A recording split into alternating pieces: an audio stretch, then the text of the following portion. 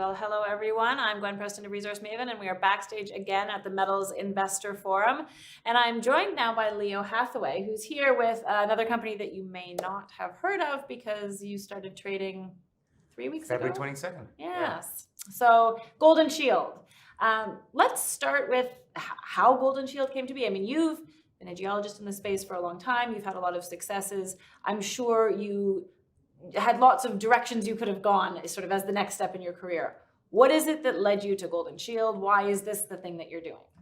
Well, I've always liked Guyana. I just feel it hasn't seen a lot of modern exploration. It's in South America, which I know very well. It's a stable jurisdiction. It's undergoing a huge oil boom right now. There's lots of money flowing into the country. Infrastructure's going in, which I think makes it a good time to be there. And there's an uptick in exploration activity there. So I think that's confirmed by that. I've been looking for a way to get into the country, which I found isn't that easy because you really need somebody who knows it, who knows the people there, because it's a very small country. Most of it's staked, so you have to do deals with underlying land owners, which isn't that easy as a foreigner coming in. So what really got the ball rolling was I met Hilbert Shields, who's Golden Star's ex-VP Exploration. Right. Hilbert's Guyanese and Canadian. And he knows everybody. He knows all the prospects. He has extensive data for the whole country. So we got along and we got going. We acquired 3 properties. We got up and trading and funded, and we're just, as you say, we're just in our early days starting off. But I think things look pretty good. So, I mean, yeah, when we first met to talk about Golden Shield, Hilbert is obviously integral to all of this, and he seems to know the country and the projects incredibly well. Maruti Mountain, you have 3 projects, like you say. Maruti Mountain is the flagship. The other 2 certainly have potential, but we'll just focus on one because you can only cover so much ground. Take us through Maruti Mountain. Like there's a resource there. It was drilled in an interesting way. There's targets. You have a bunch of targets, but really just the ones that you've been able to walk to so far. Talk about Maruti. Yeah, Maruti's a 5,500 hectare property. It's big. It's seen exploration in the past from a number of companies. About 30,000 meters of drilling has taken place in 2 zones. The principal one being Mazoa Hill, where the resource is. And what Maruti has is grade. Some of the historic intercepts were really stellar, 56 meters at 9.88 grams. So that's what got my attention. And it really hasn't been very well explored. I think, in my opinion, the exploration is focused into the existing resource. Right.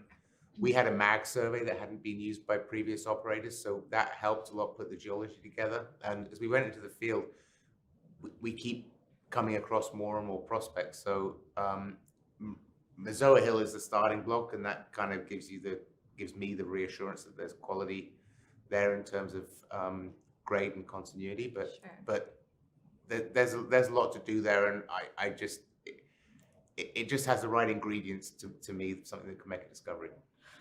And we talked about this in the Q&A session a moment ago. You have a table of the targets that you've identified so far and the work that you've done on them, so that you can help rank them for which ones you're going to go after next and after that. But like you said, those are sort of the ones that are just right around where your camp is, because this Guyana as a whole is a country that's not very well explored, and then Maruti Mountain as a project the ground hasn't been walked by eyes that are looking for the kind of thing that you're looking for. Yeah, that's right. And there's saprolite cover over all of Guyana, which is basically a veneer of muddy clay. And so you have to find ways to see through that. Geophysics is one. Surface sampling can be a bit dangerous because things can move around in that environment. So we're being systematic. We bought an air core rig that we're gonna use to punch through that saprolite to the top of bedrock and sample there, so we know when we see an anomaly it's in place. And we'll just systematically work through our targets and rank them and drill test them. And you've already you've already started drilling or done drilling in 2 places, at Mazoa Hill where the resource is, and then at Toucan Ridge, right? Yeah, so at Mazoa Hill We had to do some drilling just to confirm the historic resource to get it into 43101 compliance. But we also took the opportunity to step out on the mineralization there and extend it. And in the first 3 holes, we've seen some indications of that. We found 2 new zones in the footwall of the deposit that hadn't been found by drilling before. So we're hopeful that we can expand that resource.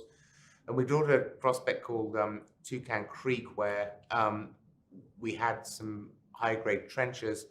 And at Mazoa, the mineralization is hosted in a very distinctive quartzite that's white, hard, blocky, like big sugar cubes, and that's what carries the gold.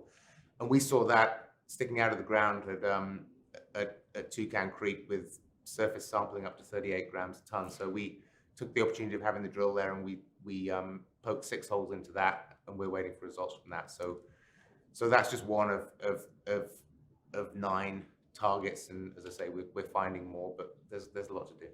If you had your druthers, how many rigs would you have turning, or sort of what sort of scale would you love to attack this at? I'm not saying that you're going to, but there's a lot of opportunity here. Yeah. So I think when you get into a zone, as we are in Mazoa Hill, I think the market expects you to drill off a resource, and that's what that's what I've been involved in other companies, and you try and get your arms around it until you have a global.